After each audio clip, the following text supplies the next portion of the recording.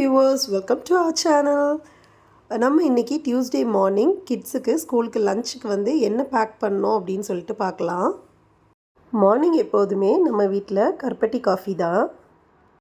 So அத்தை வந்து search போகிறதுக்கு முன்னாடியே கருப்பட்டி காஃபி போட்டு பாலை காய்ச்சி வச்சுட்டு போயிடுவாங்க.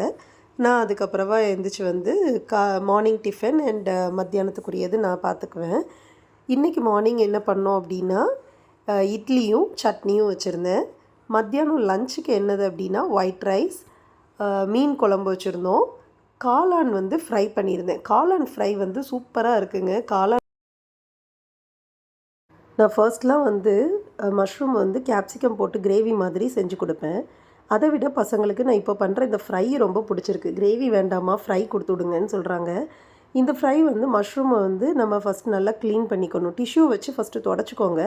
அதுக்கப்புறமா வாட்டரில் க்ளீன் பண்ணிவிட்டு கட் பண்ணி ஸ்லைஸாக கட் பண்ணி எடுத்துக்கோங்க. அதில் வந்து மகாராஜா சிக்கன் 65 பொடி தான் நான் போட்டிருந்தேன். போட்டு நல்லா வந்து விரவிட்டு கொஞ்சம் அரிசி மாவு போட்டு விரவி கொஞ்சம் நேரம் மேரினேட் பண்ணி நீங்கள் வச்சா போதும். அதுக்கப்புறமா டீப் ஃப்ரை பண்ணி கொடுங்க. ரொம்பவே சூப்பராக இருக்குது. உங்கள் பசங்களுக்கு நீங்கள் ட்ரை பண்ணி பாருங்கள். ஸோ இன்றைக்கி லஞ்ச் பாக்ஸ்க்கு white rice, fish curry, mushroom fry, ஸ்நாக்ஸுக்கு soan papdi. Blue colour lunch box வந்து ஜோவியனுடையது, red colour Jayden, brown colour Safiya பொண்ணுடையது.